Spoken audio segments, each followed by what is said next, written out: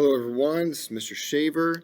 I'm going to talk to you today about soap carving. I'm going to give you a few tips, do a quick demonstration, talk about sketching a little bit, etc. So we have our bars of soap, right? What I did first with my bar of soap is I traced it onto my paper, right? So just go ahead and put it on your paper and trace the shape so you know how big your sketch should be. Don't forget that this is a sculpture in the round. Right? We're sculpting this piece of soap all the way around. So you have to think about it not just from one side, but from both sides and the thickness part. So that's why I sketched on here. I went with like a sleeping cat, okay? But I sketched out the front, but then I had to think about what the back was going to look like. If this is difficult for you, one thing you could do is trace your other drawing, right? Your front drawing, and then look through the window, or sometimes you can just see through it and you can trace onto the back. That's a trick that you can use.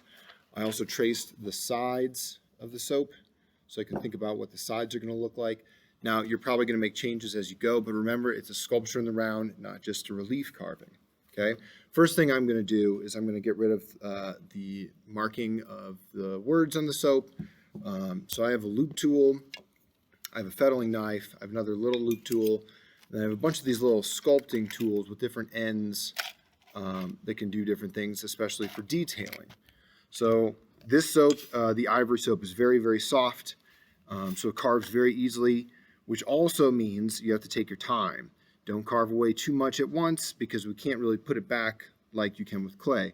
So I'm just going to lightly, with my loop tool, get rid of some of this. Now, soap carving can be a legit sculpture technique on its own, but it's also a really good way to practice our techniques with carving so we can be more confident when we do it in other mediums like clay, etc.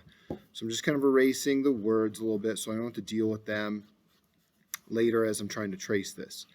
There's kind of two ways that you can go about doing your tracing. One way is you can put your drawing on your soap and poke holes in the paper into the soap, but the soap is pretty soft, so I should be able to just go ahead and put it on there. Now you could tape it if you want to. I'm just going to hold mine down and I'm going to go over it with pencil or pen or one of the sculpture tools, just something that will leave a mark in the soap. You might punch through the paper a little bit. But again, you're just kind of trying to get the idea on there, onto the soap, of where you want to carve away and make your marks. So we're kind of doing a combination here of sculpture in the round, obviously, because you can walk all the way around the sculpture, but it's also relief carving to create levels in depth. All right, I'm almost done tracing it. And you don't have to be super duper exact because obviously you're going to be carving away at it. All right, so it's very faint, but it's in there. You can kind of see it in the shadows, right? And I can do that for the back, but right now, just for the demo, I'm going to move ahead and start carving. One thing I've had people do in the past is they carve on top of a piece of paper, and that way you can just throw the soap shadings away later. So I'm going to put my inside of my sketch down here. So the first thing I'm going to do is I'm going to get rid of anything that I don't want. Now, another tip for you is if you draw your idea way too small, you actually have to do more work. If you draw it the size of the soap and take up as much space as possible, you actually are doing less work because you're removing less material. The fettling knives are not super sharp, but they should do the job on the soap. So I'm going to remove kind of this area just above my cat where the back and the head is. So I'm just going to cut in. Again, take your time. Cut a little bit at a time because we don't want to break off big chunks because we can't put them back. So take your time with this and get to know the material a little bit. So that chunked off a little bit, but it was okay because I didn't take away any part of the cat. You can also brace it on the table to kind of help you.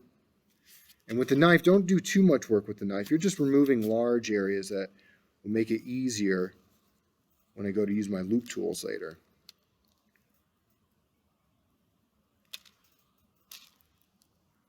You see how easily this stuff comes off.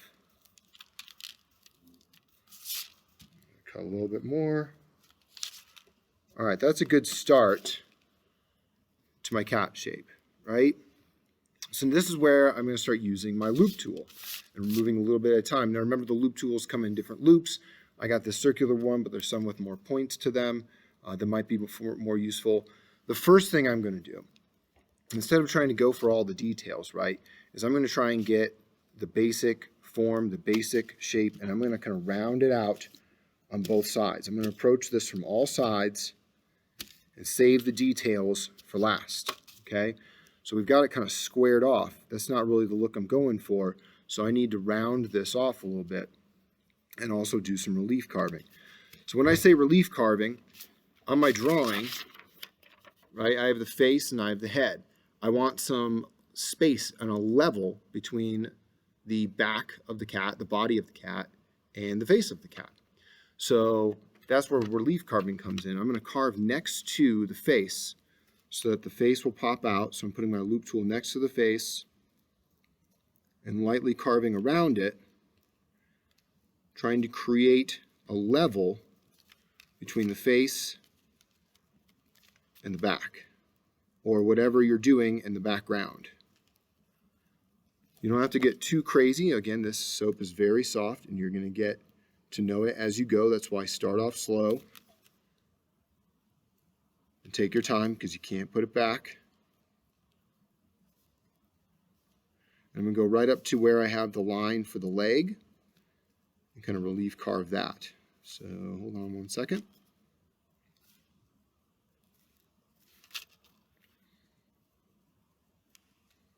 And this soap is carving very nicely, very easy. All right, so this is what I mean, and I can do more of this, but this is what I mean when I say relief carving. I've created a space for the face to stick out as opposed to the body of the cat. Okay, that is one thing you can do to create levels.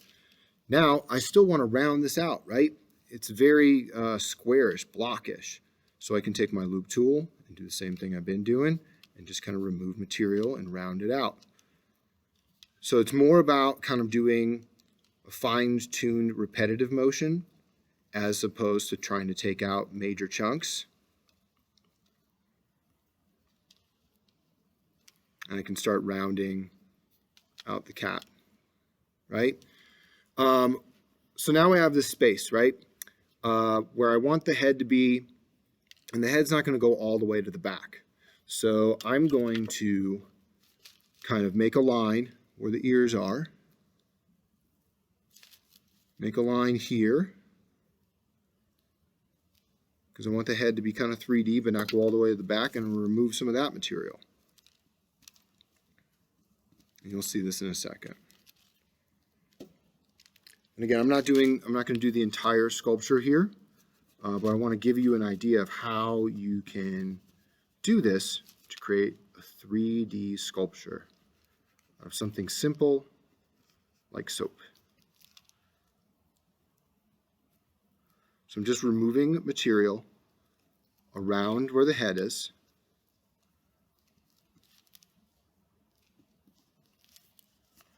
It's going to need a lot more fine tuning, but that is a good start. See, now I have where the head's going to kind of stick out, right, from the body. So you can see it starting to take some shape, some form. There's another area I want to get in, which is the tail. The tail is in front of the face, so I'm going to want to relief carve that a little bit so I can see the difference between the tail and the face and the tail and the body. So it might erase some of your lines that you made originally, but you can always go back and draw some back in so you know what you're doing and where you're going.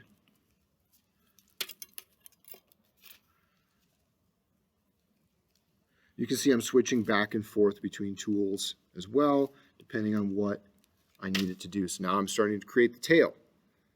Okay, so this is how this process is going to work. I need to think about the side here. I need to, again, think about the back. I haven't even touched that part, but I've started to create some space here for all the details. And again, save those details for last when you've got all the big sections ready to go. This is the same process you'd want to take if you were carving clay, etc. You can also, like when you're going to smooth something out, you can just use your finger on the soap. Just like you would with clay, you can use your finger to kind of smooth things out because it is soap. Okay, so this is where we got so far.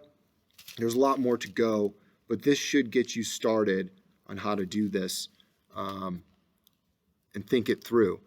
So again, you're going to want to think about all the spaces, take your time, get to know the material, get to know the tools. Think of this as a fine-tuning project, but it'll also create something really cool.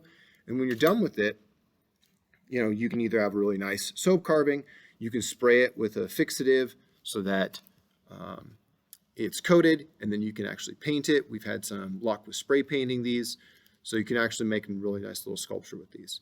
So that is an intro to soap carving. Hopefully that is helpful for you. All right, I'll see you next time. Bye.